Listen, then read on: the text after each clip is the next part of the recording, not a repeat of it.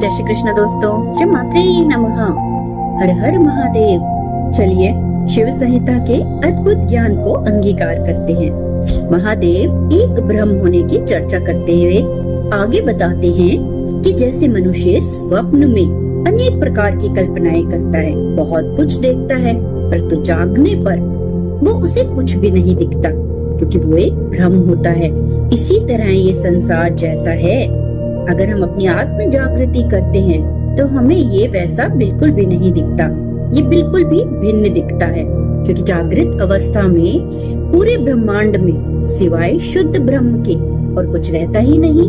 जिस प्रकार अंधेरा होने पर सर्प रस्सी नजर आता है और सीप चांदी की तरह चमकती है, महादेव जी बताते हैं कि ठीक इसी तरह शुद्ध ब्रह्म में ये संसार एक भ्रांति की तरह है। रस्सी का शुद्ध ज्ञान होने पर सर्प का अभाव हो जाता है, वो कहीं रहता ही नहीं। उसी तरह आत्मज्ञान होने से ये संसार भी नहीं रहता और सीप को भी अच्छी तरह जान लेने से चांदी के होने की भ्रांति दूर हो जाती है।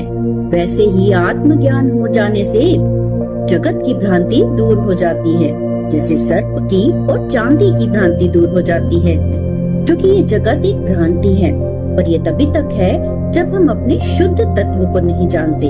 महादेव जी आगे बताते हैं कि माया का प्रभाव इतना गहरा है कि अज्ञान बहुत मुश्किल से दूर होता है।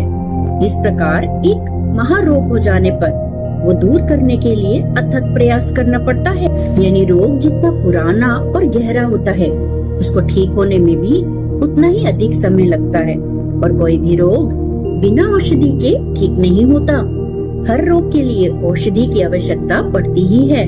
इसीलिए महादेव जी कहते हैं कि ये जो अज्ञान रूपी व्याधि है उसको दूर करने के लिए भी ज्ञान रूपी औषधि की आवश्यकता पड़ती है। महादेव जी कहते हैं कि जिस तरह तीनों कालों में रस्सी सर्प नहीं हो सकती, उसी तरह आत्मा भी तीनों कालों में संसार नहीं हो सकती। उसी तरह संसार में भी मनुष्य जन्म लेता है और फिर मरण द्वारा उसी में लय हो जाता है। ठीक उसी तरह से ये परमात्मा परम ब्रह्म और ये संसार एक रूपी है, पर माया के भ्रम से हमें इनमें भेद दिखता है।